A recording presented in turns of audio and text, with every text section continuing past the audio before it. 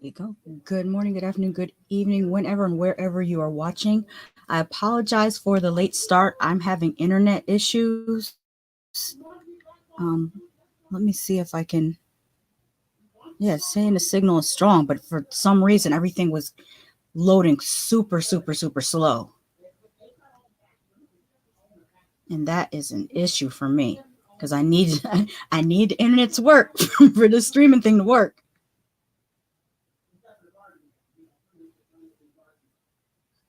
All right, let me see if that will load.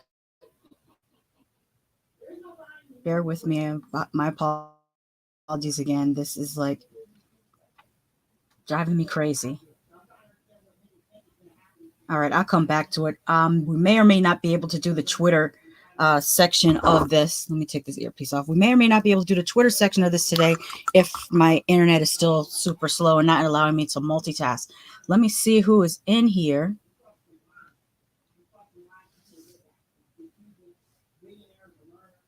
Tournament says, what'd you say your name was again? And I know you from where? Elementary school.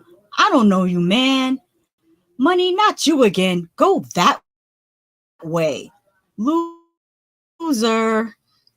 Which you know what song that is. That's from Big Pun. Is it called It's So Hard? I feel like that's the name of the song, is It's So Hard. Chris says, hey Shasha, hey chat. Tony Man also says, we get it, you're always fashionably late. Yeah, even when I'm clicking to show the messages in the chat, it's a little bit delayed. Fomikilati says, hey y'all. Hey to you too. And thank you so much for that suggestion. When you told me to watch the Valentino show, I did get a chance to watch it. I like the way when he did the show, it was very, for one thing, all the models look super tall. like models are generally tall, but these models look 7 feet tall. But I like the show, and I like how he took the models outside at the end of the show and walked them around the block so that it removed the exclusivity of the whole event. Because that's one of the things I don't like about fashion is the exclusivity and the classism of it so much. Also, the music was curated by Erica Badu, and I thought that was her sitting there in the fuchsia pink. It kind of looked like a little bit fuchsia pink hat, which is like her trademark, the Erica Badu hat. Anyways, I watched the Valentino show, and then that led me to watch Gucci's tacky disaster of a show. Oh my god, what the heck was that? I watched the Luby show, which is the Christian Louboutin shoe fashion show, and then who else did we watch? I watched Versace. It was okay. I mean, nothing really new, nothing. Everything was kind of basic, but nicer than Gucci. Who else did I watch? Balmain. I watched their show. That one was really, really well done. There was a new designer. I can't recall their name, but their theme of their fashion show was something to do with walking on Mars, and it was very interesting because it paired retro silhouettes with futuristic styles, if that makes any sense. But anyways, let me get into the show. There are a couple more posts here. Chris says, catching up with this mess was stressful. Tony says, look how beautiful she still is. I almost forgot how she looked, LOL. Is that for me? If that's for me, thank you very much. Tony Man says, the kayfabe launched a satellite in the dead of night a few days ago. Oh.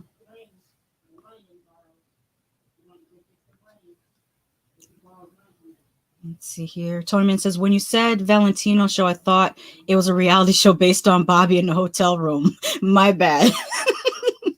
Bobby Valentino, you forgot your wallet.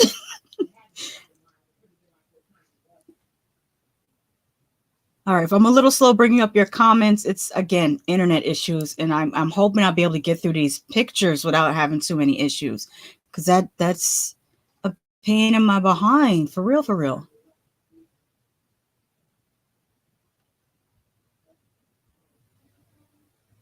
There's a little lag, but it's not too bad. Okay, let's put this on the screen. There's a lag between shifting onto the screen. There we go. Okay, let me pull up my notes because so much happened.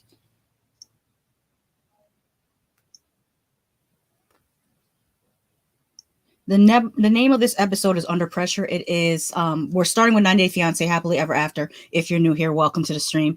Don't be shy. Feel free to comment on in the chat. Everybody is welcome. So we're doing 90 Day Fiance Happily Ever After first, season 7, episode 8. And the title is Under Pressure. And we're going to start with Kimberly and Usman. And Kim buys a cow for Usman's mother, and this does not impress her in the least bit. What else happened?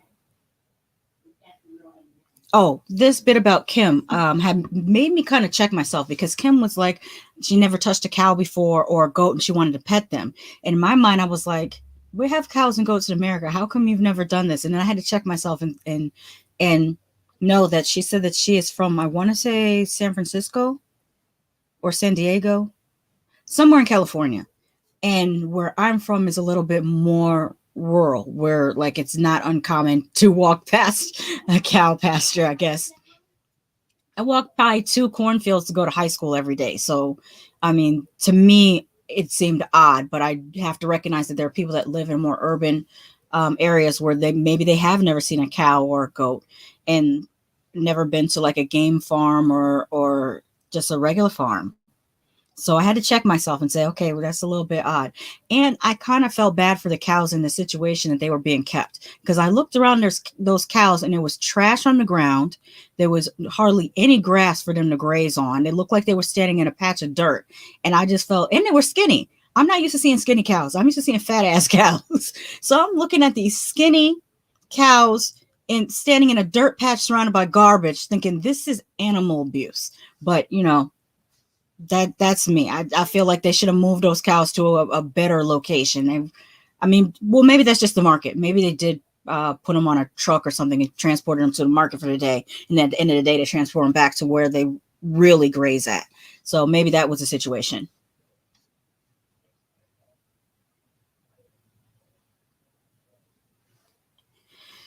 All right. Tonyman says, and yes, the comment was for you, and you're very welcome, by the way. Now back on the topic. Fomiculate says, I consider Christian Louboutin shoes art pieces. I don't see how anyone walks in them. I tried a pair on, and they were so painful. I was like, no, I'm not paying all this money for my feet to hurt. I think not. Chris Hurd says, I don't get her. He must have demon dawn, because why put yourself through all this? I don't understand her either. I guess it's just the whole stardom thing in her case, because she sees him as a superstar because she saw him online, or, you know, she heard his music. Fomik says, Usman's whole family was insulted. Yes, they were.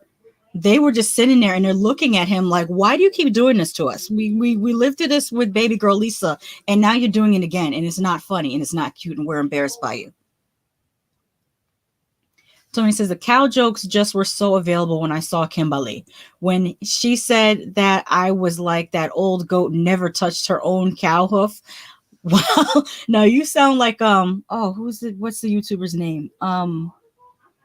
Winebox Poppy. If you ever seen Winebox Poppy's videos, that's the type of stuff he says, but he's a comedian and he's kind of like an insult comic. So that's something he would say.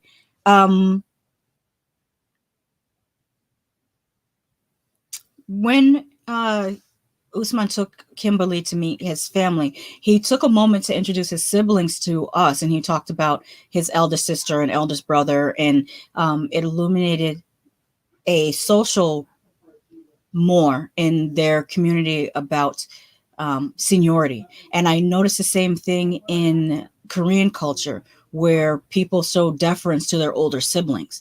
I wish that was a thing in American culture, because I'm the oldest sister, but none of my three younger sisters really, I think only my baby sister really shows me respect for being her older sister. My two middle sisters, they're like, bump you. One of them literally said to me, you were in diapers when I was born, so why should I even view you as older?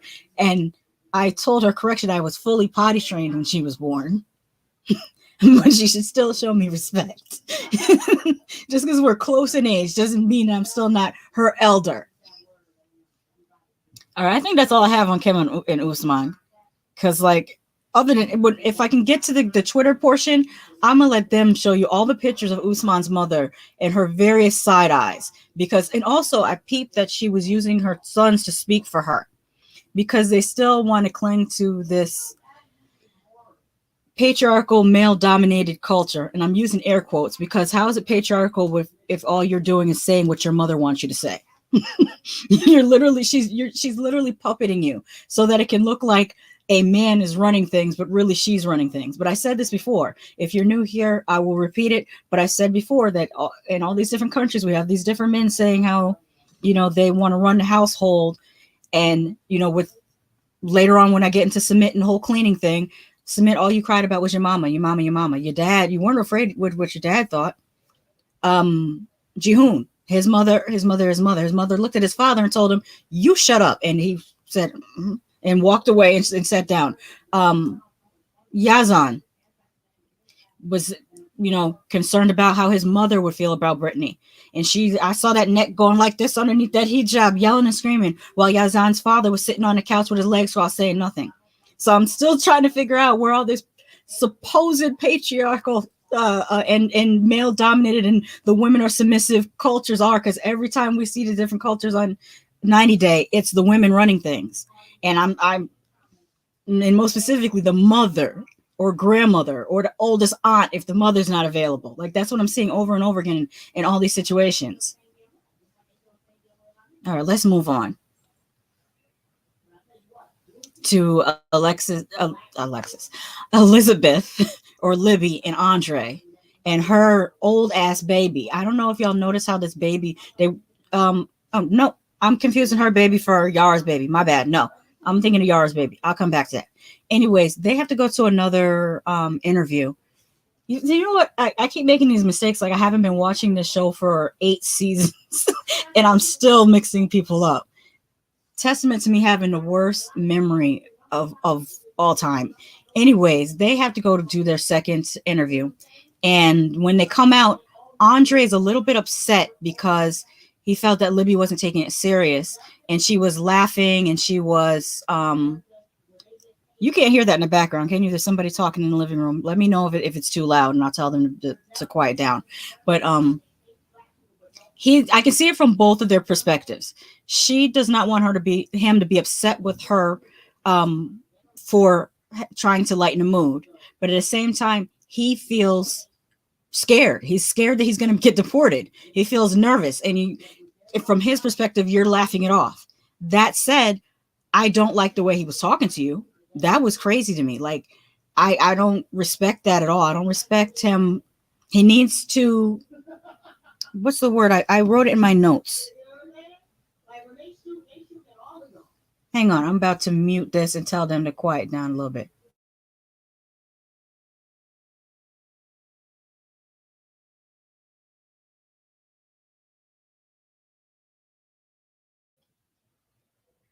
Okay. We'll see if that works a little bit.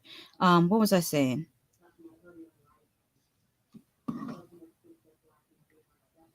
Um, I wrote about his anger issue because he was trying to put on his tie and she was trying to help him and he snatched it out of her hand. I don't. It's a repeat of didn't he snatch her phone one time? I want to say he snatched her phone one time in the past. Correct me if I'm wrong, but that whole snatching thing, that's one step away from hitting. I don't like that at all. And the way he speaks to her, um, he was browbeating her. And I said that he needed to go to anger management and learn how to self-regulate.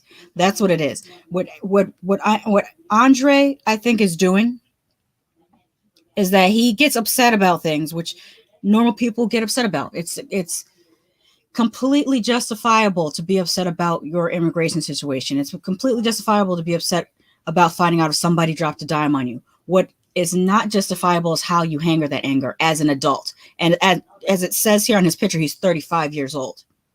He's transferring his anger onto Libby every time, and that's not.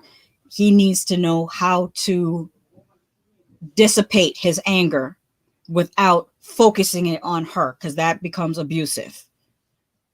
Hopefully he goes to some type of counseling and therapy so he um doesn't injure his child, because just by that little girl seeing that behavior, that's injurious to her development. But that's just my opinion. He's got to put that in check. I didn't like that at all, but I get why he's upset.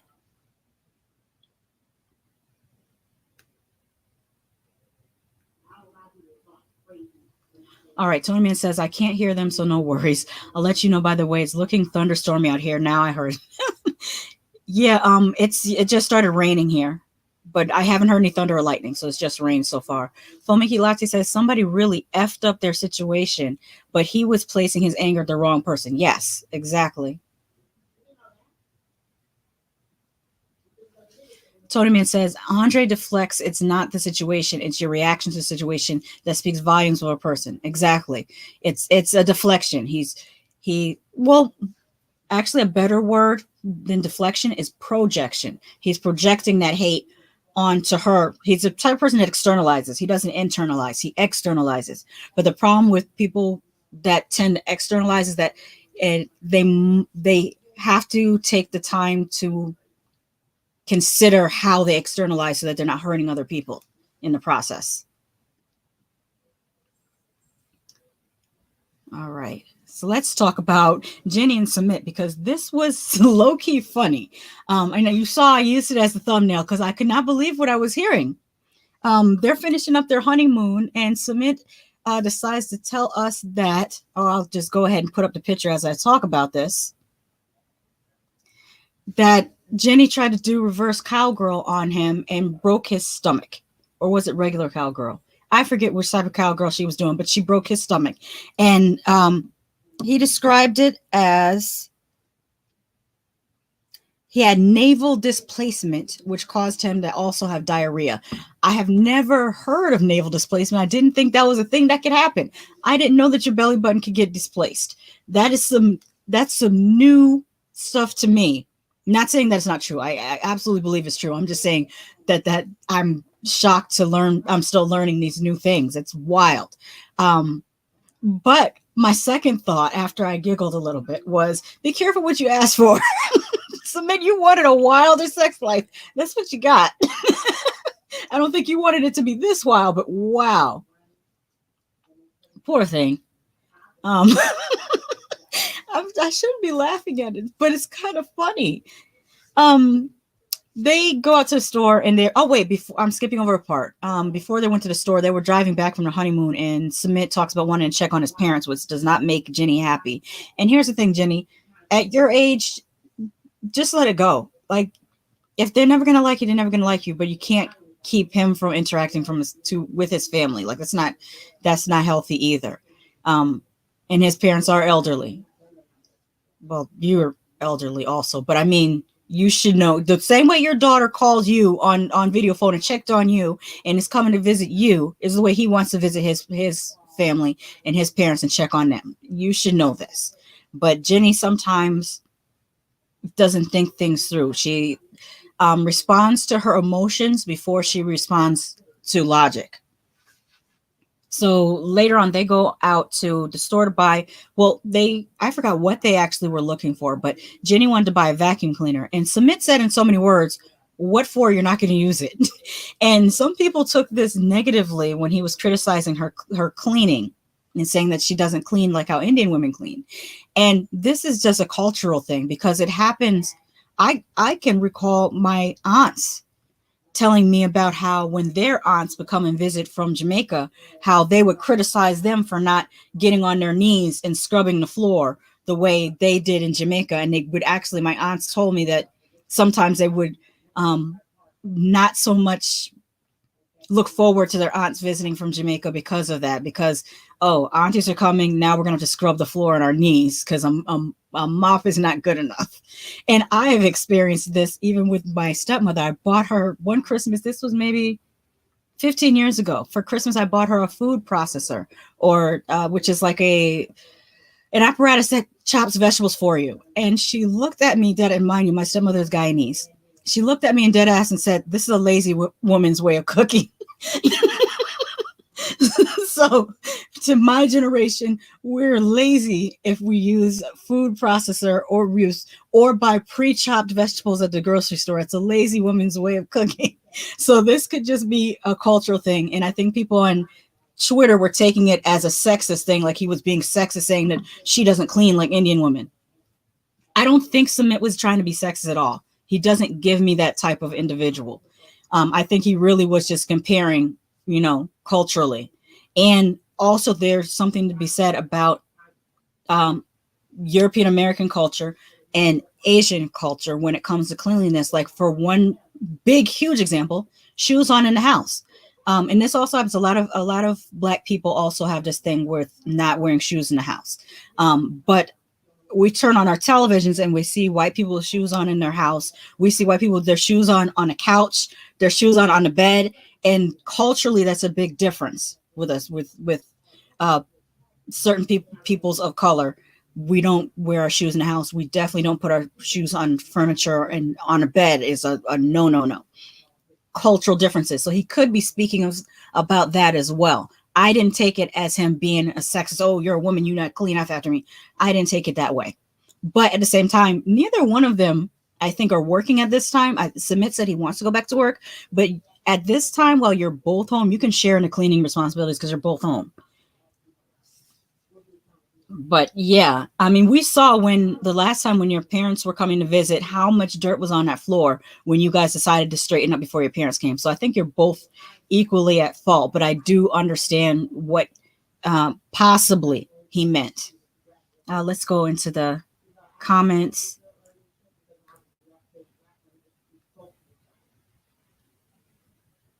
Tony says, I thought he said liver displacement. No, I thought I heard, maybe I misheard, but I thought he said naval displacement. That's even worse if his liver got displaced. Chris Hurd says their bedroom doings is something I wish I knew nothing about. Fomiki Latte says Submit better be lucky she didn't break his dingaling. That can happen. That's a thing that can happen. You could bend it too much and it won't. I don't think they would call it a fracture because it's not a bone, but you can injure it. Chris says Jenny expects him to separate completely from his family while living in his country of origin. It's weird. Mm-hmm. I was gonna say, or it's another kind of European American. I shouldn't say all European Americans, but there's a certain waspy thing that happens because I have noticed that it doesn't happen so much with Italian American families, but with the more waspier families, they say odd things like my aunt's son. It's like your aunt's son, wouldn't that be your cousin? My uncle's wife, that would be your aunt. Like there's this odd separation that they do sometimes. Certain, I don't know whether it's universal or just where I grew up in Connecticut, but they really will live in the same state with their family and not see them at all. So Jenny might be from that type of culture. Tonyman says, really, Chris, between her and Colt's mom, I want to stab my eardrums with dried spaghetti to make myself deaf. Fomiculata says, when Submit said his mother has a maid to clean, I want him to shut all the way up and about Jenny's housekeeping skills. That is an excellent point. He should get Jenny a maid. And they should, I believe, well, the thing is, they're using their whole TLC check to just live off of. So they might not have the extra to have maid service, but I do know in certain countries that have a different economical structure, it's easier for them to get maid service than for the average American to have maid service.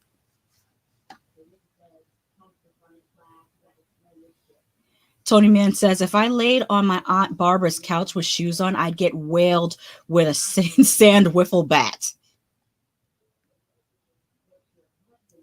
Tony Man says, as far as a broken dingling, I can agree that you can hurt it. Mm-hmm.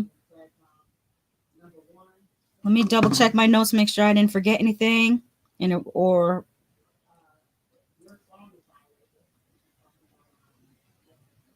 Nope. So I can move right on to Michael and Angela. Excuse me. This is one of the better pictures of them.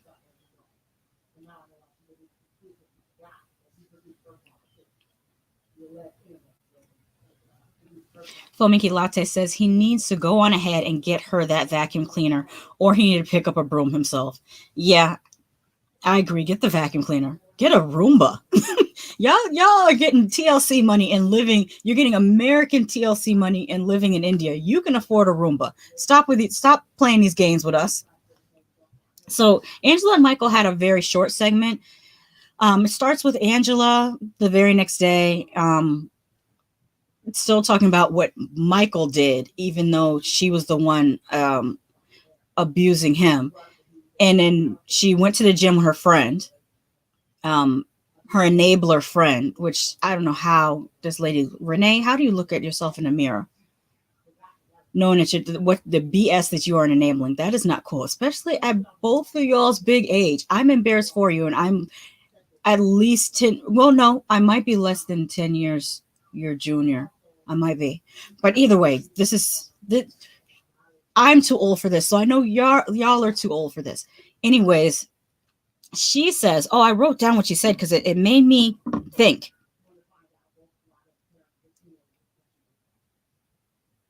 Renee says that she needs to have Angela talk to Michael before leaving. And that's what made me think, is Angela a producer plant? Because why do you need to have her talk to Michael before leaving? Renee is either... Angela's friend Renee is either a producer plant or she's very, very influenced by the producers. Like it's very easy for them to like put a little bug in her ear of what to say. That gave me pause when she did that. So then later on, Angela meets up with Michael and they argue about Instagram again. I can't imagine being almost retirement age, arguing with somebody about Instagram. She wants him to show her his DMs to see if he's messaged any other women. He refuses. And she wants to take the phone, and he refuses. So then she says, put the phone in my purse. And so he puts it in her purse, and then he holds her purse up to him like this, like he gonna hold on to it. And then she just gets mad, and she, yells at him and tells him, it's over, give her purse back. And he takes his phone back, and she's still, do I have a stylist around here? My stylist is across the room. I use one of these pens. She's still pointing at him with this with her cigarettes. This is what Angela be doing. I had enough of you. Pointing at him with a cigarette, and then she storms off, and that's that. That was a really short segment.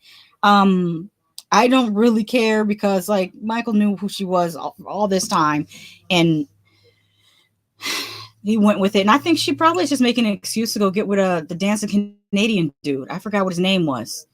The Canadian samba dude. Oh, no, he was a stripper from the 80s.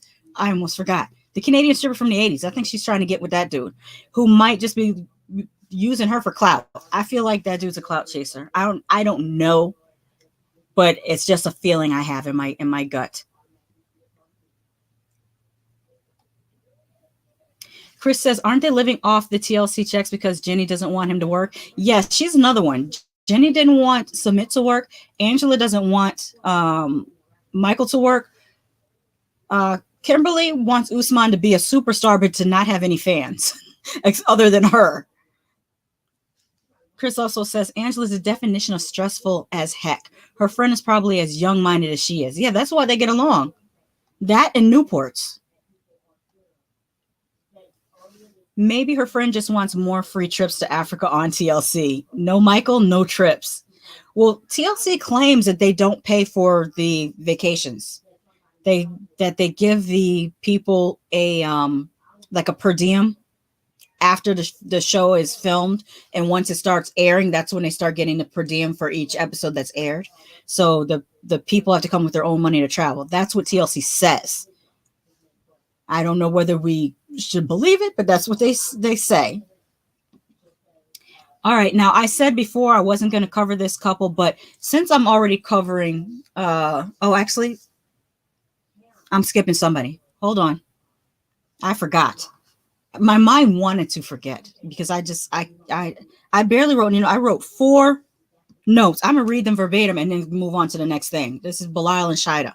First note, they went through her doctor's visit. Second note, her ovarian reserves are low.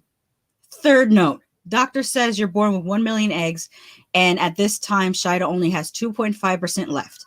I did the math on that. 2.5% of 1 million eggs is 25,000 eggs. He doesn't hold her hand. He doesn't comfort her. He doesn't do anything but bug his eyes out like he normally does and act like a freak of nature. I wish I could care, but I'm so over both of them. I'm so over both of them. And the one thing I feel bad about Shida about is that her family doesn't give a damn. I feel so bad your family doesn't care.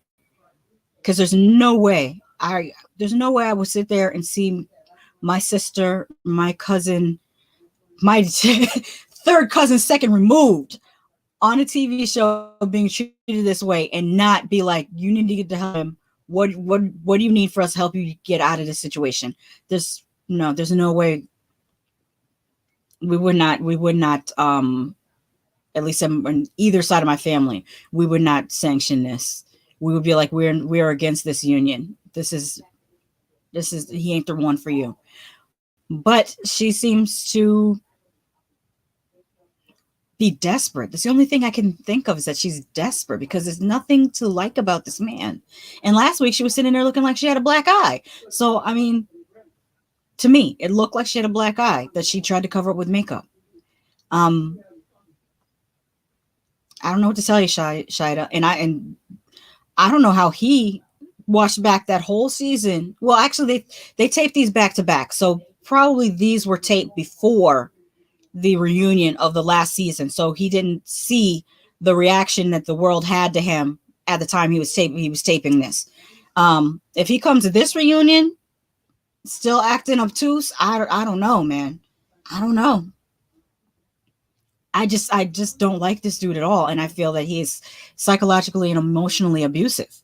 And we already have that with we got physical abuse with Angela. We got psychological and emotional abuse with Bilal. It's just it's not good. It's not good.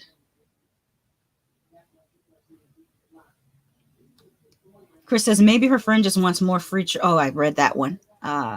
Next one. Chris says Shida's family is probably as tired of this as the audience is. She has to want out of this mess before they can help anything along. That's true. They always say that about abuse survivors, that they have to want to leave, because if you try to prematurely help them, they'll run right back to that person. So you don't want to waste your time and resources before they're absolutely ready to leave, which is hard to determine. Like, it's a bad situation, and people are may take it more lightly because it's emotional and psychological abuse rather than physical, but that can be as damaging and sometimes more damaging than physical abuse. Like, really, I'm seeing the light leave out of this girl's eyes and her happiness leave her body. This is a young lady, and when you go back and you look at her old Instagram posts with her yoga stuff, she looks like a very vibrant, vital person. After being, it's like he's sucking. He's like a Skeksis. I don't know if you guys are familiar with the Dark Crystal. In the Dark Crystal, you have these Skeksis and you have the Gelflings, and she's like this Gelfling that's full of light, and he's a Skeksis sucking out all of her essence. It's really, really, really a unfortunate thing to watch. And hopefully I saved that. There was a whole conversation on Twitter that was all European American women that were really empathizing with Shida, and they were seeing Bilal for who he is, the emotional abuse that he's like that sleeping with the enemy dude, which I when their season was on, I put clips in my reviews of Sleeping with the Enemy because that's who he reminded me of. They peeped game like that, and I saw like a whole conversation. I liked a bunch of their tweets talking about her needing to get away from this dude. And also, I mean, like I said before, I think she puts the whole wanting to be a wife and mother above her own happiness because she thinks that that's what she's supposed to do in life. And there's nothing that says she still can't be that with someone else. But she's got that, oh my God, what I call the late 30s panic. Some women panic in their late 30s because everything in American society tells you that your life is over by the time you're 40. And that's not the case, especially when, I mean, I can only speak for my family. I can't speak for everyone in America because people have different genetics, different lifestyles as far as like healthy lifestyle versus unhealthy and all that. Women in my family live to be in their 90s. So worrying about, I mean, I get the whole fertility thing. Yeah, I get that. But we have medical technology. You could freeze your eggs. And also, I'm very much pro adoption. I feel like there's so many children that need a home. I'm so much pro adoption. I wish that they made it more financially, um, or they lowered the financial barrier to adoption. Because right now, in certain states, it feels like you really have to be a rich person to be able to adopt. And I think middle class people who can, I think what they should do is just have the family prove that they can financially take care of a child. That's, you could expand that to middle class people. Like, I don't see why they make the process in some states it's $35,000 that you have to have up front to be able to adopt one child. How many people just have $35,000? That's why there's so much international adoption, because um, it's much more financially accessible, is the way I will say it. But I think there's so many children that need a home and need love that I really, really am a strong proponent for adoption if you feel that you really want to be a parent. And I feel like if you feel that you can't love a child that didn't come out of your body, I think you should get some therapy to find out why you feel that way and why you think that you will if you can't love a child that didn't come out of your body, what makes you think that you automatically will love a child that did come out of your body? Because I feel like you're missing something maternally. If you if you say, I can't, this child didn't come from me, I can't love it.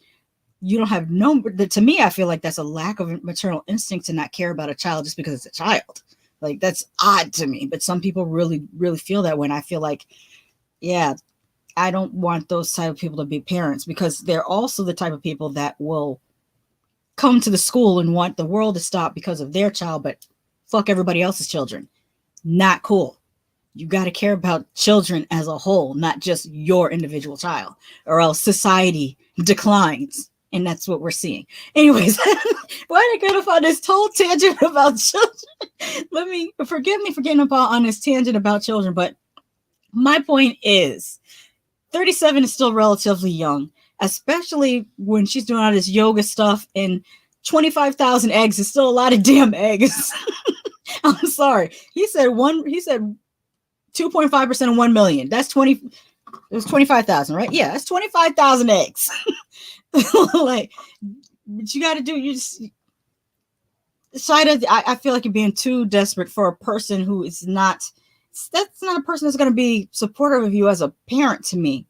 I just, you don't see the stress and tire in his ex-wife's eyes. Like, that lady's trying to tell, on the reunion show, she was trying to tell you his tea, and you didn't want to listen, because it's all the ex's fault. It can't possibly be him, the guy who's twice divorced. It's not him. It's those women. Yeah. I'm sorry, Shida. You know, some people got to learn the hard way. It sucks, but some people got to learn the hard way. They got to bump their head before they get a clue. And she's giving one of those people that needs to bump their head before they get a clue. Toteman says, I absolutely can't stand any of these actors on either reality shows. They have no redeeming qualities. Toteman says, no abuse is good, but I'd rather have a physical abuse than a mental abuse. Bruises heal. Mentally, it tears your soul apart. Good point. Lady Shash on her soapbox and drops the mic. I hope I was making sense, because sometimes when I get onto these rants, I fear that I'm not going to express what I'm really trying to say. And so I hope that what I'm saying is making sense, and I'm saying it in a way that's not harmful to anyone listening, because that's not what I'm trying to do. Fomiki Lighty says, Shahida needs to freeze her eggs and wait for a better man to father her future child. Yes. I agree. Okay, now I was saying before I was not going to cover Ed and Liz. And my reasoning was because of his abuse of Liz. But then I thought, well, that doesn't make sense, because I'm covering Angela and she is equally abusive. Actually, she might be more abusive to Michael. And then I see the psychological and emotional abuse that Belial is doing to Shida. So at that point, I'm like, well, then they're really, if I'm already covering two abuses, what's a third one? Let's talk about this abuser too. So Ed and Liz have their continuation of their fallout. And by the way, this is not a great dress for Liz. Liz, what would have worked super, super well, this ruching here, cool. But I think there should have been, from about this point down, you put 2 layers of ruffles, you have a much nicer silhouette than what this is giving you. This is taking away from you rather than giving for you. So in the future, if anyone else has a similarly built shape to Liz, that's a good thing to know about dress silhouettes that are more flattering. But like I always say, wear whatever hell you want to wear, whatever makes you happy. I just give little tips. You can take them or leave them. Okay. When we catch up with them, they're calling each other fat because I guess, well, we know that he was criticizing her weight, and the audacity of this, I was going to say man, but I want to say egg. so messed up. Um, the audacity of this egg-shaped man to say anything about what she should be doing in the gym. I cannot. I cannot.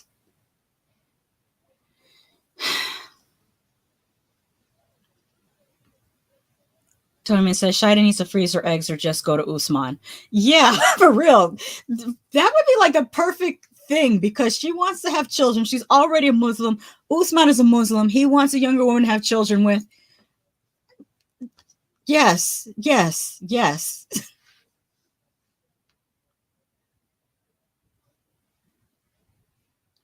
Chris says Ed stands for eats TV dinners and has double standards.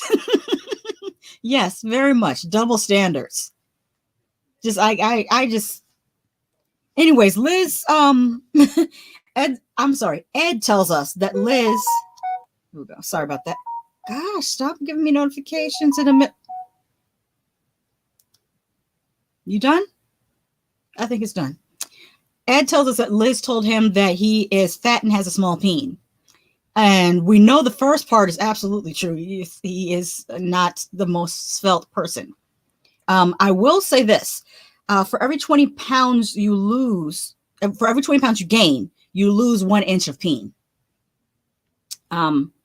It disappears into the fat pad in your pelvis. So just know that if you gain weight, yes, you will make yourself shorter in that area. Then he says that he thinks that she's bisexual, which like it's projecting because, you know, he's so insecure and jealous. He's not only jealous of other men talking to Liz, he's jealous of other women talking to Liz. So, you know, that's that. She does talk some more stuff to him saying that you're not that attractive, which, you know, and she also says that she's still trying to teach him how to kiss. And I'm like, at 56 years old, Ed, you still haven't figured out how to kiss a woman. Oh, and the kicker is that she told him that she threw the $13,000 engagement ring away. And he tells her that she is dumb. Yeah, that's the word. I had to look at my notes because I couldn't remember whether he said stupid or dumb, but he said dumb. And that's the only thing I can say I agree with him on is throwing $15,000 away. Girl, you could have sold that. You could have sold that ring. You threw $15,000 away because you're a hothead. See what a hothead gets you?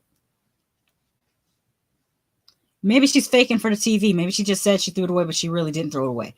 The cameras didn't catch her throwing it away, so we don't know whether she's telling the truth or not. She might have sold it, pocketed the money. Well, this is still the next morning, so there's not enough time for that.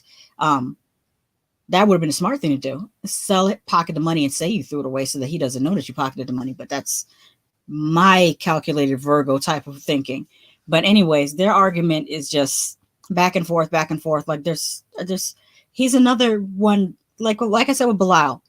There's nothing there to like about Bilal. I'm trying to figure out, Liz, what is there to like about Ed? Other than being on TV. And for no reason, because you don't even have a business to plug.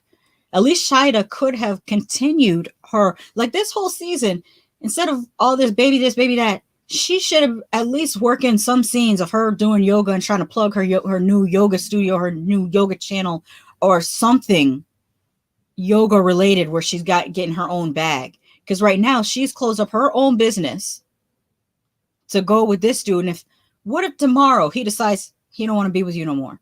Now you have to start over from scratch with nothing because you banked on him wanting to be with you. That man could turn around any day of this week and say, I don't want you no more. And then you have nothing.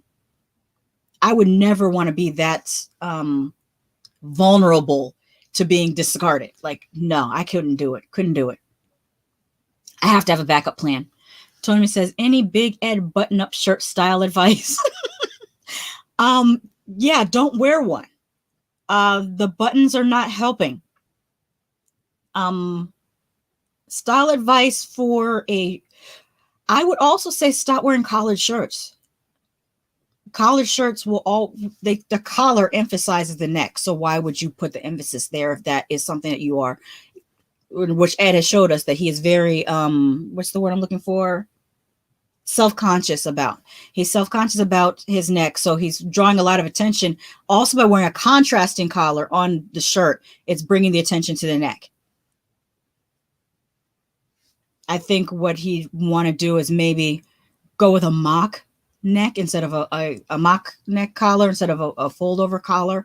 Also, layering would help him a bit. But the biggest thing is just to get some of that weight off his midsection, because at his height, that's putting too much around your heart and your lungs. It's going to yield negative health implications. Really, really, really. It'd be one thing. Here's the thing about weight gain. It depends on where you gain it. I've learned that just from reading just different medical texts and things. For a while, my one of my first majors in college, I changed my major, but it was art therapy. And in order to study art therapy, you have to take some pre-med classes, some clinical psychology classes, and some teaching classes. And so in taking some of those pre-medical classes, that's where I learned about people who gain weight in their top region, especially around their midsection and their chest, as opposed to people who gain weight in their legs and their behind. People who gain weight in their legs and behind have a better chance of not developing heart disease than people that gain it in their midsection. But back to this. Foamiculatus says, the way this beach ball keeps going on about Liz's perceived sexuality is weird, because he wants a reason to knock her down. He wants a reason to, because he is insecure. Rather than him work on his own self-esteem, he wants to drag her self-esteem down. So he's going to badger her. He's going to accuse her of things. He's going to be one of those, why are you so dressed up type of guys, because he wants her to lower down it. And that's part of the reason why he's talking about her weight. He's throwing negs. And the practice of throwing negs, as they say, is when you say something negative to try to make someone else feel insecure the way you feel insecure, because you're insecure about something. Like, be wary of any dude that's like, you sure you want to wear that? Or, yeah, that shows your stretch marks. Like, stuff like that. They're throwing negs to try to lower your self-esteem so that you're more able to be manipulated by them. Be careful of that if anyone is younger listening to this. Chris says, your phone is tired of Ed too. Yeah, I don't know why my phone is blowing up so much right now. Chris says, hopefully she's bluffing because, geez. Tony says it was 13 G's. I should know because Ed said it 50 billion times. My bad, 13. What was I saying, 15? Either way, that's too many thousands of dollars to throw in a bush. Like, that doesn't even make sense. My first car wasn't $13,000. Neither was the second one. Tony says, Ed is Rubenesque. Yes, that is a way of saying it. Yeah. Fomiculati says, and he said he was done with her, but she's still arguing with him. Got to be at least half scripted. Yeah, I think this couple might be doing it for the cameras. They might just be doing it for the cameras. And whether they're doing it for the cameras, Bilal and Shida's doing it for the cameras, Angela and Michael doing it for the cameras, if they're doing this for the cameras, how do you think this is helping you? Like, on one hand, yeah, you get to stay on the show, but then nobody likes you. And the show's going to end eventually. And you're going to have to, if you don't turn that money into passive income, you're going to have to go back out in those streets to try to get another job. And if nobody likes you because you showed your entire ass on television, it's not a good thing. Not a good thing at all. Chris says, Ed lives to find stuff to jab his partners about. He's been on the same mess since his first time on the show. Yes, because I remember it was Rose, right? He told Rose her legs were too hairy. Then he started talking about her breath and gave her a toothbrush. Like, he lives to say these things. And when we saw Rose on camera, you couldn't even see the hair on her legs. So I just, like, I don't know what. Yeah, he's just trying too hard. Possum Win. Hopefully I'm saying your name right. Welcome to the stream, by the way, Possum Win. I love Hello Kitty, by the way. Possum Husband says there are too many toxic couples lately, getting hard to watch. Yes, it is. It's very far. And that's the other thing that I almost forgot. Liz has a child. So when Ed is kicking her out, is her child living with them as well? And has to go through these emotional ups and downs of them breaking up and getting back together? Because that's not fair to that child at all. Yeah, I agree. There's too much toxicity and it's not fun. It's not fun anymore. I mean, there's levels to this. Like, I thought the first time I saw an inkling of TLC having no heart was when they stood on the balcony and watched Caesar cry. I said, that's some cold stuff to do. I couldn't, if I was a camera person, I don't think I could do it. I really don't think I could do it. All right, this is her saying what she was saying. I forgot I had that. I got so into what I was saying, I forgot to advance the images. But yeah, this is Liz telling him about himself, finally. Tony Min says, hurt people hurt people. Yeah. But as my sister says, she thinks that someone is going to die on 90 Day Fiance because they don't background check these people. Oh, by the way, did you hear about Yara's friend? I might have to pull that up. Let me get going on this because I'm so far behind. I got on so many tangents today. I'm making the show extra long. But let's talk very quickly about Yara and Jovi. Yara's a bull-faced liar. Jovi's packing his bag and he's getting ready to go to work because he works on the boat. I think it does something to do with deep sea robotics or something like that. And they're discussing, when she'll be able to travel to the Ukraine. And she's saying, how she wants to go right away. And he's like, I really want you to wait till I get back from work so we could travel together as a family. So then she agrees and says, okay, I will wait till you come back from your work. But then later when she goes out with Jovi's mother and the baby to go painting, and this is the baby I was talking about earlier that I had confused with Libby and Andre's baby. She was mean mugging the lady at the painting place. I said, that's a mean baby. She was like, who is this lady and why is she talking to me? She had that look on her face as her grandmother was having her paint the little thing. And so Yara tells the grandmother, oh, I'm going to go, visit Europe. And the grandmother's like, well, aren't you going to wait till Jovi comes back? And she's like, no, I think I'm going to go in 2 weeks. As soon as my green card comes through, I'm going. And I'm like, so you literally lied to that man's face and said you was going to wait for him, but then you're planning behind his back to take off while he's away at work. I felt like that's awful. If one thing there needs to be consistent in a marriage is definitely trust, and that's not cool what she did at all. I do not like that at all. Tony says, Yara annoys me. How are you excited to get your green card and want to bounce?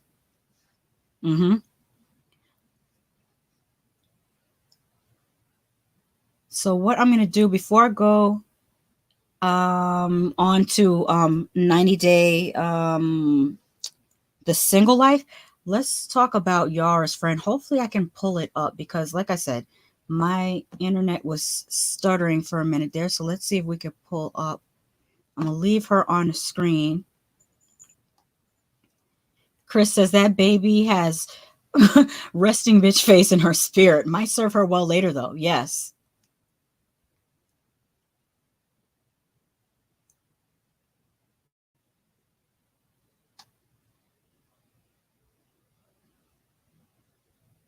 I'm trying to pull up. There was a news story about one of the what I call the witches of Eastwick that was standing around there telling Yara that she needs to leave Jovi.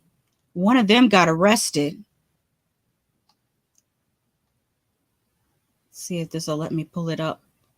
This is like everything. I'm seeing the loading sign. That's what's happening right now because, like I said, I'm having some internet issues, and I'm hoping this will come on. Hurry up and load.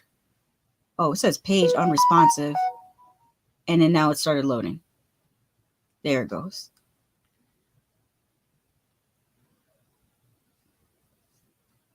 Let me take that down.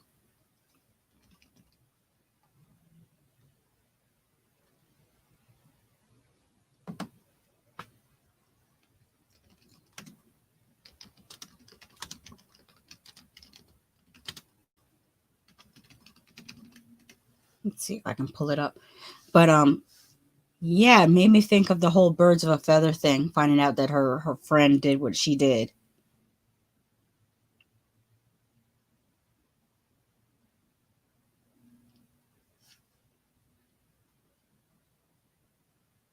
Brittany, that's the lady's name.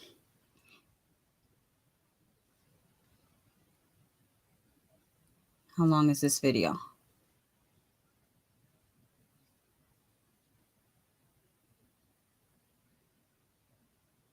Okay, this is relatively short. So what I'm going to do is change the speed on it when it finally loads.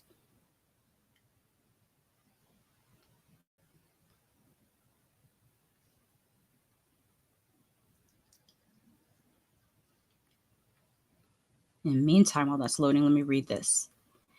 Possum Wind says, Yara needs to be careful who she associates with. She just got her green card, I think is what you meant to say. I think it auto-corrected to free, but I knew you meant to say green card. Yes, because it seems that Yara is choosing her friends based on aesthetics. She's choosing the girls that look similar to her that will look good on Instagram.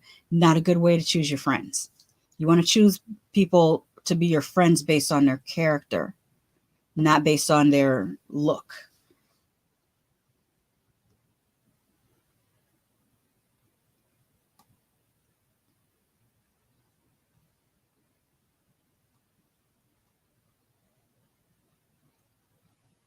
Okay, now I'm gonna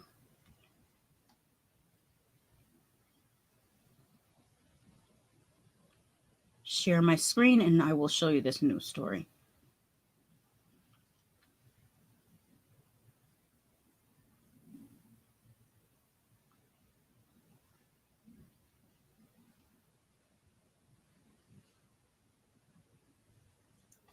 Let me make myself smaller. Thank you all for bearing with me with my computer doing what it's doing today, or my internet, whichever it is. Chris says maybe her friend getting caught up is why she's so eager to be near a war zone instead of waiting for her husband to come home. Well, her friend being caught up just recently happened, whereas the war zone, remember, we're watching something that was filmed sometime. Well, no, that's actually fairly recent, because when did Russia invade Ukraine? So this is still fairly recent. You might be right, Chris. Okay, let's play this. Hello guys, and welcome to another video. Now you can support us to create more free content by buying us a coffee. Check out the link in the description below, and thanks a lot. Yara's best friend Brittany Adele Allison arrested on drug trafficking operation. Nowadays, Fiance star Yara Zaya's best friend named Brittany Adele Allison, 33 of Baton Rouge, was convicted of a drug offense, and she is now under arrest. So stay tuned and let's dive in together into more details. Easy Facts Buzz. Brief entertainment. Fans that watched the recent season of 90 Day Fiance Happily Ever After season 7 get to have an update about the married couple Yara Zaya and Jovi Dufresne, even though the fact that the famous couple appear to have troubles in paradise due to Yara's new friends that actually badmouth her husband and want her to get an upgrade and seat. Many TLC viewers think that Yara Zaya is lucky to have a genuine husband who supports her after establishing a new life in America, and their daughter is definitely a gift that should help their relationship to go stronger. And for this reason, fans think that Yara shouldn't allow other women to interfere in her marriage, and most importantly, the Ukrainian should also put boundaries when it comes to her own small family. However, it is true that Yara Zaya has moved up to a completely new lifestyle after she left her native country, Ukraine, and definitely needs new female friends to build a friendship with. But the ones she picked up were absolutely the wrong choice for many reasons, including the fact that these females want her to replace her husband with someone new based on looks, and without taking into consideration the fact that the married couple has a child involved.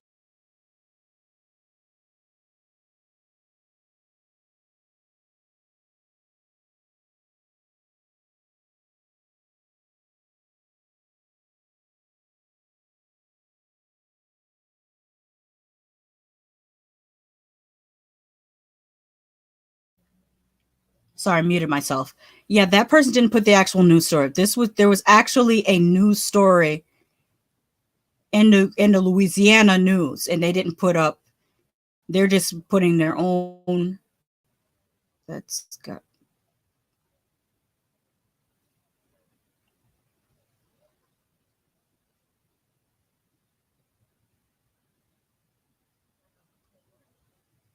I should have saved it.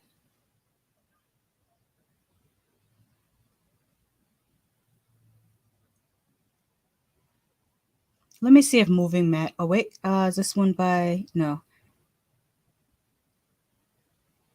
Moving Mad may have put up the actual news story.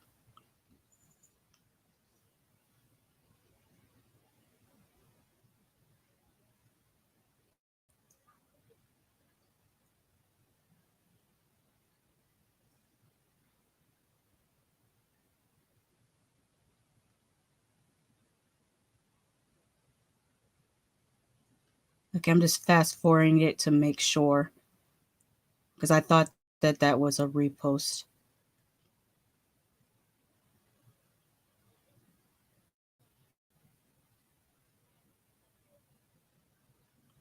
While I'm doing it, okay. Tony Man says, I just noticed you have a white tee and headband. Any chance you're wearing a poodle skirt and bobby socks? No. Foamy Latte says, so that's how she's able to pay for her lifestyle. And Susan Tompkins says, wow, welcome to the stream, Susan. Let me see if I can switch routers because this is really frustrating.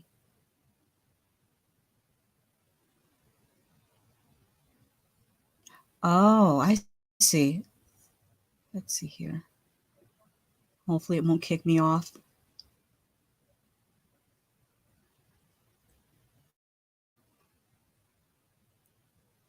Wait, is that?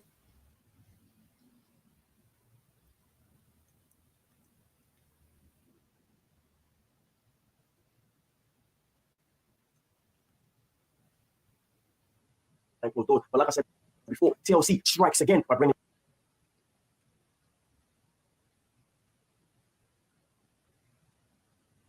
Okay. WRBZ2. That's what it looks like. The news channel this reported. This was originally reported on because I don't want to ever repeat something that was not on a actual news source. Chris is really hoping Yara didn't get caught up trying to get fast money, especially since it seems like she wouldn't need that. Yeah, I hope so too. Other than the whole trying to floss thing. Okay, let's see what it says. Okay, wait, that's way too fast.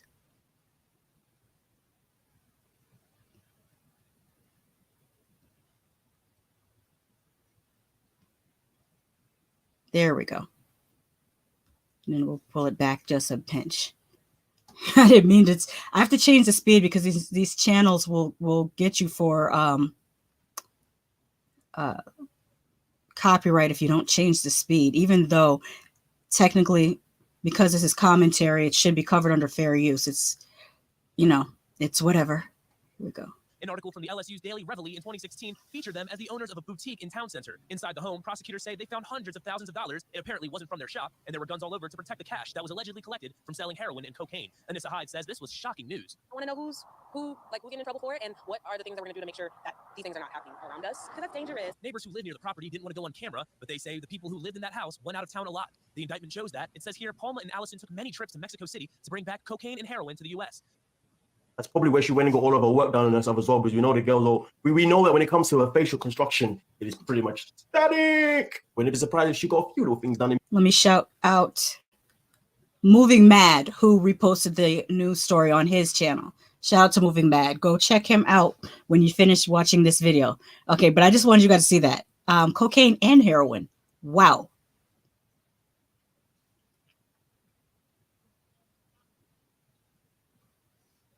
Okay, now let's Yar, be careful who you hang with. That is the bottom line to that story, is be careful who you hang with, because that's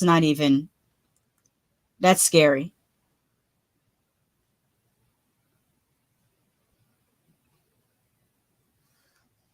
What I may do, we'll see how we're doing on time. I may not be able to do Twitter stuff today. Maybe I'll do a couple of them. We'll see. All right, so let's get into 90 Day the Single Life. This segment's going to be fairly short because not a whole lot happened. We will start with Cuckoo for Cocoa Puffs. She is upset with two baby mama dude that she's dating because he wants her to meet his ex-wife because they have an agreement that before they bring anyone around their children, that they want to know who that person is. And I think this is a good agreement. I think that makes sense. You don't want strange people around your children. What doesn't make sense is why he wants to bring her around his children when she's clearly imbalanced, not cool at all. So this makes her upset because she doesn't want to meet the ex. And she doesn't give me someone who's going to be very warm towards his children either. But that's their deal. That's all that happened with that. And again, this is just a continuation of how she was mad last week because he had to go to work. He had to travel for work. And she said it wasn't giving her his undivided attention. Number one, he is a parent. He cannot give you his undivided attention because he has children. His children deserve his undivided attention. Number two, he has 2 baby mamas, which means that could possibly be 2 child support checks. He has to go to work. He can't skip work for you. That's all I have to say about her. I want her to get out of my face until, I mean, it's just too much. It's just too much. Tony Man said, damn, busted for speedballs. Oh, is that what that's called? I didn't know that's what that was called. Fulmiculatus says they deal in hard drugs, not even weed. Yeah. Who's next? Feel like that dancing bear. Who's next? This one's going to be super short too because she called herself trying to be mad at Joel's lips tattoo on his chest while she's still married. Like, you out here still married. And if I recall, didn't you get your wedding ring tattooed on you? Did you already get that burned off or nah? I'm not trying to hear this, girl. And also, the way she stays in tropical places all the time, why do you still live in Connecticut? Girl, just move. Move to Miami. You like the temperature. Stop, having your home base in Connecticut if you're just going to run everywhere tropical anyways. Go move to Miami. Go move to Key West. We have tropical places here in America. Go move to one of those and stop running your ass back up to Connecticut. You don't like it there. Chris says she's so selfish. Go after a dude with no kids. Yes. She's very selfish and childish. To be a woman nearly 40, the way that she moves, like the way that she talks, is very middle school girl who has a crush. And it's really disturbing to see. Very disturbing. Like, if TLC is going to do one thing, it's going to put abusers, criminals, and people with mental issues on your TV with no help or intervention. It's really, really sad. All right, let's move on away from her. Who's next? Debbie is still reeling from her friends saying she can't move in with her cats because she has a dog that will chase the cats. So she calls up Tony to cry and say that she doesn't know what she's going to do because, she doesn't want to move in with Colton. I started to say Larissa. Colton, that's two girls ago. I forgot who the new one's name is. I forgot. But anyways, Tony's like, hey, you can move up here and you'll have a nice place to live in and you'll have someone to F you all the time. That's his words. And she likes that. So she is planning on visiting him to see how she feels about living with him. So that's all that happened with that. Colt did stop by and talk to her, and Colt asked her if she was moving too fast. Well, he asked her if she thought she was moving too fast, because of course she doesn't think that she's moving that fast. And at her age, I get why, because if I was 70 years old, I probably wouldn't want to take things slow either. I'd be like, I'm 70. I don't have time to take things slow. But hey, depending on what her family situation is, because I said earlier, my family women live to be in their 90s. So we have time. Her family women might only live to be 74. So she might, be doing what she thinks she needs to do. Fulmiculatus says tattoos and divorce are 2 different things. Yes, they are. Technically, in some places, it's cheaper for you to get a divorce than it is for you to get a tattoo removed. A lot of places, it's anywhere from $250 to $1,500. Maybe at the high end, most expensive states, it's like $3,000 to get a divorce. If you Google laser removal of tattoos, I think it's more than $3,000. That's why more people get cover-ups. It's like it's cheaper for you to get another tattoo over the tattoo you don't want than to get the tattoo removed. Tony says that Connecticut chick is so Connecticut. Now that I went back for 4 days and after 3, I was ready to bounce. Chris says Connecticut is where her mom is, right? Her mom really enabled her from what I remember. Yes. And still does, because I don't think she has a job. I want to know how she just gets a TLC check and travels. That's all she does. like what is her job? What is her vocation? Chris says, ew, I don't need to remember about Debbie being in house cat for Santa. I think that's all what happened with them. Now let's get to Caesar, because I wonder if he's peeping what I'm peeping. Let me pull up my notes so I can remember these names. What did I just open? I just opened my camera by mistake. Why did that happen? Okay, so let me close that note. Single life note. Literally, I had one sentence written for Tania. My whole note says, still chilling with Joel. That's the whole note. All right, Caesar is buying flowers for his date. And he previously went out with Valentina. If you need a refresher, this was Valentina last week. She brought him a chocolate bar and says it's chocolate like your skin. So that was his date with Valentina. This week, he went out with Katerina. And Katerina dreams of being with basketball players and was hoping that she would find a black one like this. Speaking of Caesar. And I'm seeing a pattern here with these Ukrainian women and their thought process when it comes to people of color. Or black people specifically. Let me just say black people specifically, because I don't know how they think of Asians or Latinos, but let's say black people specifically. It's very problematic.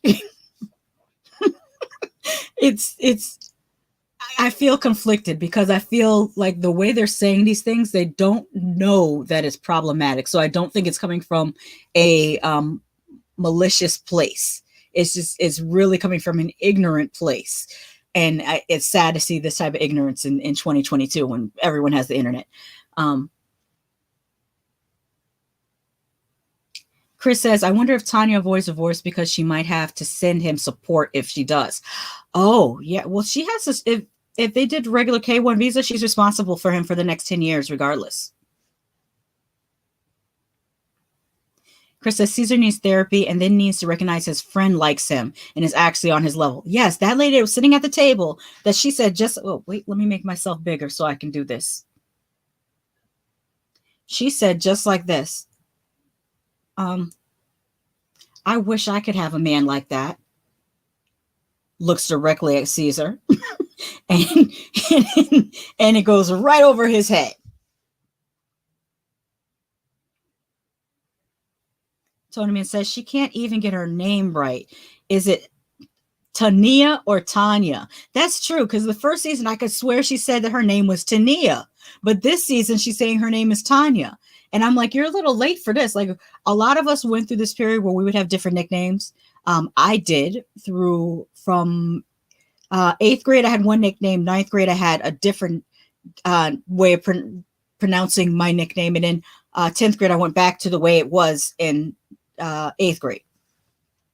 But once you are pushing 30, why are we still doing these things? They said, come on. So I just wanted people to peep that. I feel like we're missing somebody.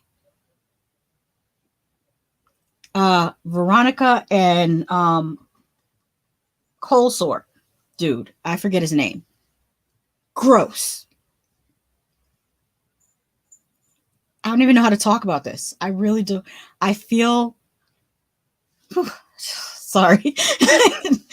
I feel not well talking about this whole situation about him saying how he frequently gets cold sores and that he can't kiss her, but still went on a weekend away. Like, cancel it.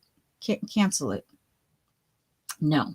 And then she's so desperate that she gets in her lingerie, which, by the way, is the worst type of lingerie for her shape. Now, they have some stuff that would have made her look cute, but she chose the worst and cheapest looking lingerie. She might have paid a lot of money for it, but it looked cheap because it's the wrong thing to wear.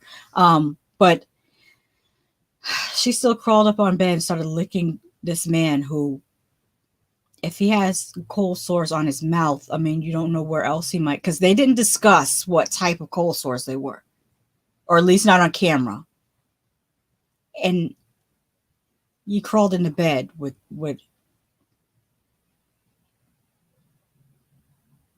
I don't even know. I really don't want to talk about it. I feel uncomfortable. I don't want to talk about it. I don't like it. Um, let's see what the chat is saying. Fomiculati says they know what they're saying and they don't see anything wrong with it. Oh, you're talking about the Ukrainian women. It's possible. Tony Man says that's the herpes, not a cold sore if it keeps coming back. Fomiculati says I was so scared they were going to kiss accidentally. Yeah. And it really made me think of do you guys ever see Booty Call when they went to, because she was like, how is he gonna, pleasure my nether regions if he has a cold sore? And the first thing I thought of was that scene in Booty Call when they went to the Quickie Mart to get saran wrap so they could use it as a dental dam barrier in order to do that. Do you remember back in the 90s when they used to teach sex ed? That was kind of cool. They should bring that back. But yeah, that's how you would do that. Like if you were that hard up, you tell that man to go get some saran wrap and put that in between you and his mouth, and you're still going to feel everything through the saran wrap. But that's still dicey. I wouldn't even do that because liquid is going to happen and the liquid is going to drip down places. I can't with that. I can't even attempt that, but that's a thing. Chris says that's a nope on cold sore dude all day and night and forever, actually. Yeah, I don't want to talk about it anymore. I don't want to talk about it anymore. Why would you do that on television? I don't want to talk about it anymore. Somebody's not pictured here. I know I had her picture. Maybe I accidentally went past her. Did I accidentally scroll past this Caesar?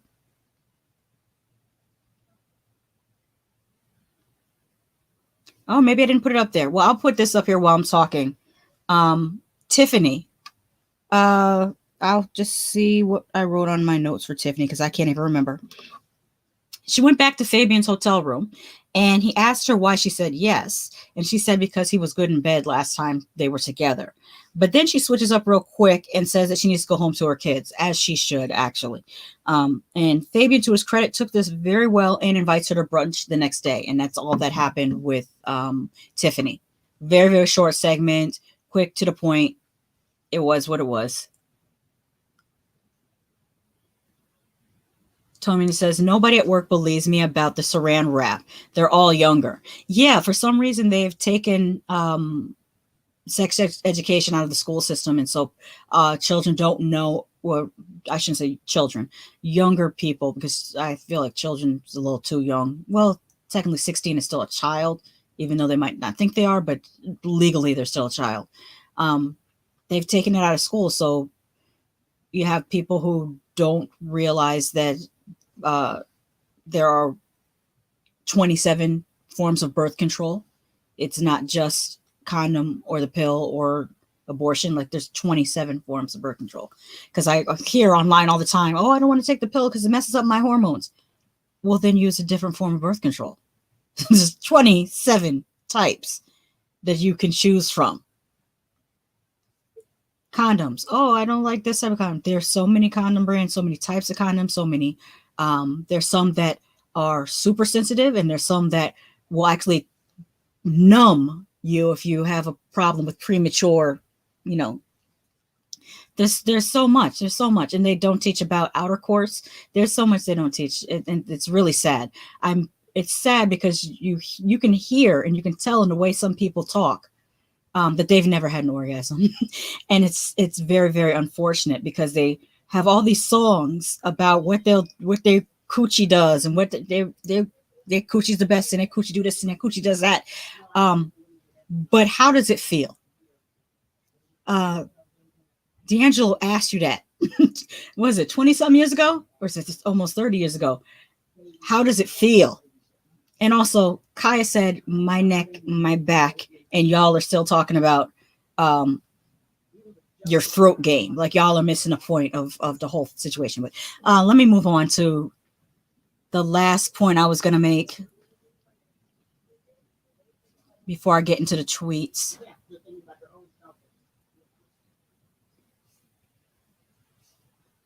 I had gone through everybody here.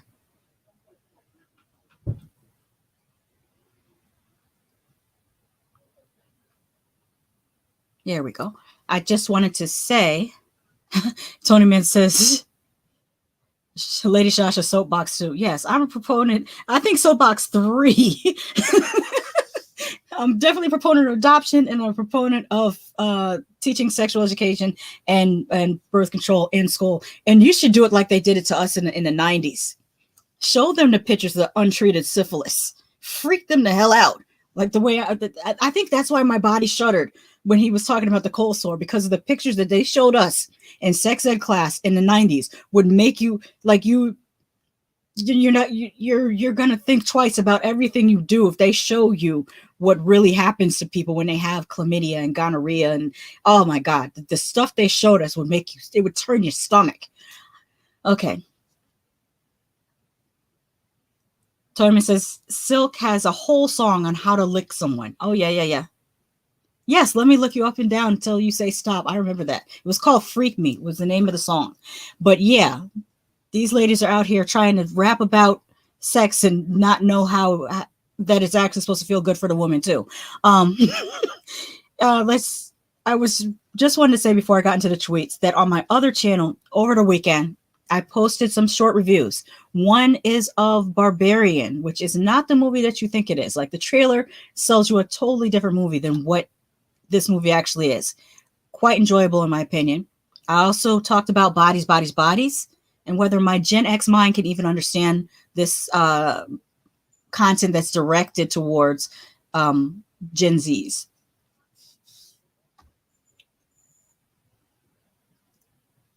I also did Hatching, which is a Scandinavian horror film. Very, very interesting. I would definitely check it out. But yes, I reviewed that. And then the last one I reviewed was Margot, which just posted last night. And it's about a smart house Airbnb that pretty much goes crazy and terrorizes some people. Very, very interesting movie. So let's see if we can get into these tweets. If the internet will allow.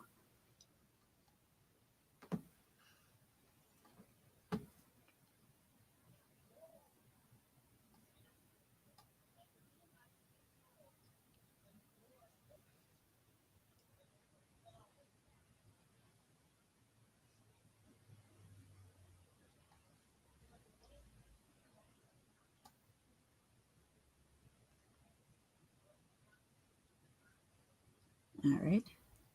As it's loading.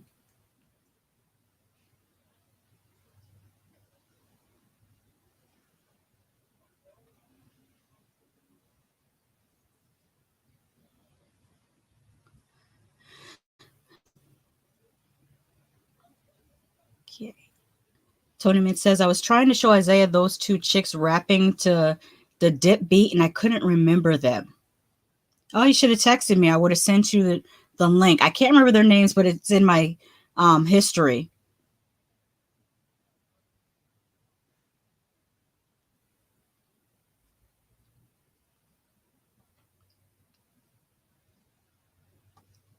Let's see what we have here for tweets. Come on, load.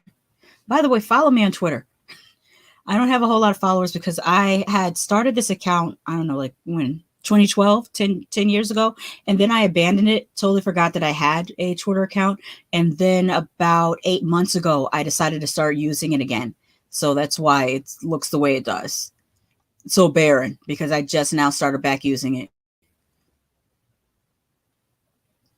Okay, so Marshana D. Ritchie says, my heart is bleeding for Shida. This is the stream. This is the conversation I was telling you guys about with the group of women that were all feeling for. You see how many comments. I won't read through them because there's 49 of them.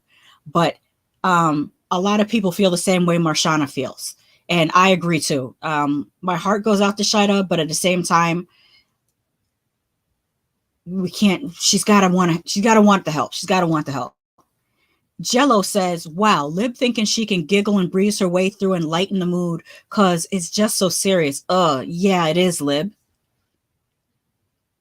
Jay Brooklyn says, Liz, you're not that good looking, by the way. That's the quote that Liz said to Ed. And Jay Brooklyn says, priceless. Serenity says, Sumit tries to tell Jenny to be a more traditional wife, but he's not a traditional husband. And then they put the picture of Sumit with the, what do you call it? My mind is drawing a blank. The captions that read, man goes out, brings money back, and he's kind of not doing that. Jennifer Blowdryer says, turns out American middle-aged white women aren't the trouble-free spigot foreigners hope for. Yeah. D. Boop says, if the groom calls off the wedding, the ring belongs to the fiance. It was considered a verbal contract of marriage, and it was broken. The ring belongs to Liz, not Ed. That's if she finds it. Anita says, in my opinion, Libby's attitude towards the interviewer is just a sign of having everything handed to her whole life. What are the odds Charlie or someone else in her family reported on Andre? See, my first thought would be Charlie too, but I don't think he's that smart. That's why I think it's got to be one of her sisters. Reality TV Universe says, Ed is so repulsive that I should feel sorry for Liz, but I don't. She knew what she was getting. That is a point. And I've said that myself, that Liz watched the whole season of how Ed treated Rose. We all did. And she still said, that's the man for me. Cappy on the Rise says, Usman's mom already rolling her eyes before Kimberly even sits down. Gabby Sunshine, hashtag I stand with Ukraine, says, Angela, stop drinking. Alcohol brings out the worst of you. You start to act crazy and get way too angry. Always want to fight and curse like a $20 streetwalker. Brenda says, me during Ginny and Sumit's segment about the reverse cowgirl causing an injury. And you see a picture of New York with a type of martini. Nina Lovehall says, Usman mama just about as sick of his shit, just like we are. She don't give a damn about the bull or anything else. Let me reread that. She don't give a damn about that bull or anything else. Kimberly is sitting there looking like she's every bit of 84 years old, and mommy ain't having it. And as you guys can see, here, I'll increase the size of that. I don't know if it has audio. We'll see.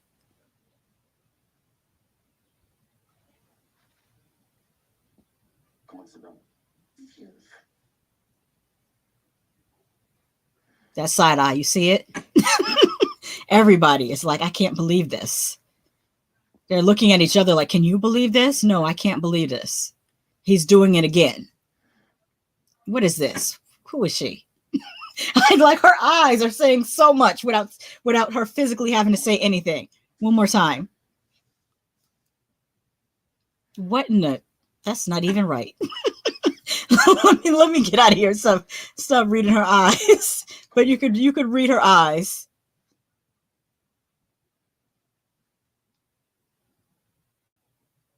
And I'll show these. So sorry again for the lag on the computer. I cannot control how slow the internet is going. Oh, I shouldn't have clicked on it now. It may not. There it goes. His eldest brother saying, I don't know why Usman likes this type of woman. It's because of the Xbox 5 and the MacBook Pro. Shoot, I need to find a Kimberly so I can have a MacBook Pro so my computer can be faster and I can, do this the way I really want to do this. Because, yeah, Big Betty back here is 12 years old. She works pretty well, but she's still not quite as fast as the Chromebook that I'm using right now when it comes to live streaming. But she's excellent for my edited videos. Shawnee Frank says, Usman put some money in his pocket after he let the salesman count out the money for the cow. That was weird that he did that. That he let the salesperson count out the money. You count out the money. What the salesperson is not honest. But then some people said that Usman might have known the salesperson and, set it up so that he could, be shiesty. Ziad's Rebecca shirt says, Usman's mama every time he walks in with an old dusty American. And if that person's picture does have Zied with the Rebecca shirt on. Petty Pablo says, are we going to act like Angela didn't physically assault Michael on camera? No, we're not. We're not gonna act like that. We're all going to acknowledge that she's an abuser. Coco says, so Ed is overweight, insecure, narcissistic, can't kiss, has a small eggplant, and broken up with her 8 times? And there is a gif of Sofia Vergara saying, why are you here? 90 Day Fiance. This is the 90 Day Fiance's official Twitter account. Says, Liz, quote, speaks to women. Ed thinks about it. And then there's a gif of Ed saying, are you a lesbian? So even TLC are trolling Ed. This is you see the check mark there. This is their official account.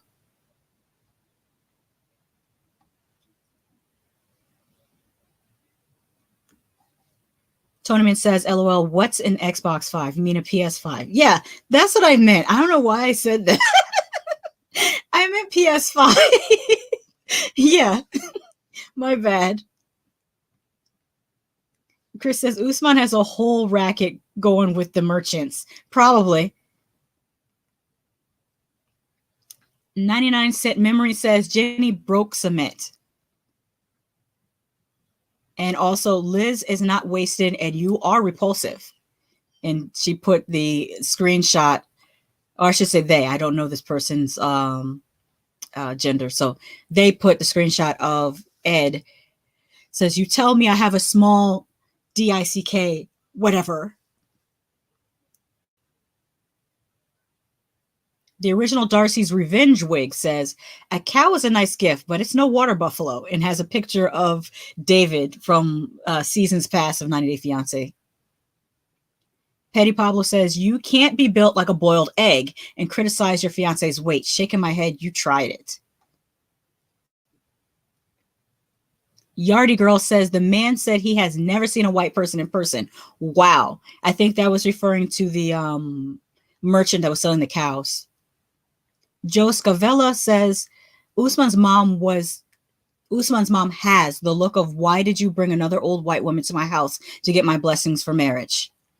Housewives in 90 Days, who, if you notice on their profile, it's like a cartoon image of Angela. You see it? They say Angela didn't go to Nigeria to see her husband. She went to find a reason to break up with him. Gabby Marie says, Liz, please leave that man. He is toxic. Him calling you fat is him trying to lower your self-esteem and gain control over you. That's exactly what I said, because I agree with this. You are better than him. No real man would treat a woman that way. This is when Ed said that she goes to the gym and then goes to 7-Eleven to eat nachos.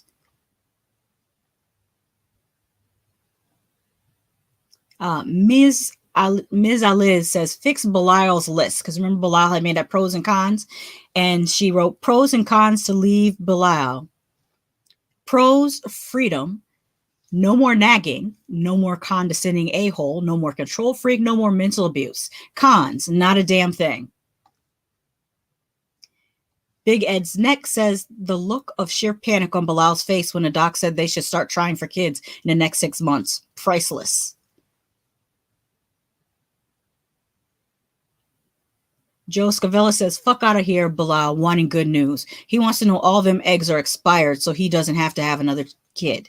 And I think that is the end of the tweets, because I see where I just tweeted that we were doing this live stream today. So that is that. Made it through the show, even with the lagging on the computer and me going off on tangents, which is why, I mean, I have discussed going back on my ADHD medicine. I don't know. I need to explore a few things and go see the doctor before I do that, because I've been off my ADHD meds for about a year and I could go back on them. But when you go off them, you can't just jump back on. You have to wean back on, because you have to take a lower dose and then go back up to the dose that you're used to being on. So I will see if that's something I can do in November. because I feel like maybe that's what the issue is here. Maybe the issue is I need to get back on my ADHD meds so I can regulate my attention better. You know,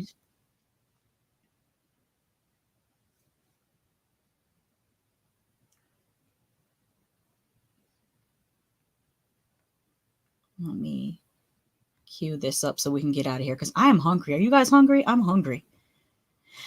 It's time for dinner. Well, where I'm at, it's time for dinner. It's 5:49 p.m. So let me get out of here. I'm going to be back online later today on Hood Podcast. Let me type that up in here.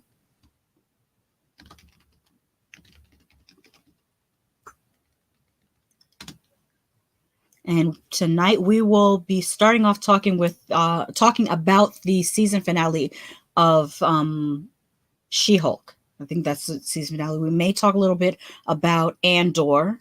We'll talk about House of the Dragon and Rings. What is it? Rings of... Chris called it Rings of Boredom. That's what I'm going to call it. Rings of Boredom. So we'll probably talk about those things. And we will also see if we can find some time to talk about some news of the weird and viral stories. That's right. Chris, that's in our comments here, is also a co-host on Hood Podcast, by the way. So the two of us plus Jay and Royama make up Hood Podcast. So check us out. That would premiere at 9 p.m. Eastern tonight on Hood Podcast channel. So make sure you are subscribed to Hood Podcast so that you can find us. And with that, let me get ready to get out of here and get something to eat because I am hungry. I had a good time talking to you guys today. Thank you for bearing with me through all my technical difficulties and my rantings because I was on one today. I really was. With that, let me get out of here. Thank you so much again. Like I said, I will see you next Monday, and it won't be as long as the show. I promise you it'll be a shorter show. I will try to make it a shorter show anyways. With that, let me get out of here.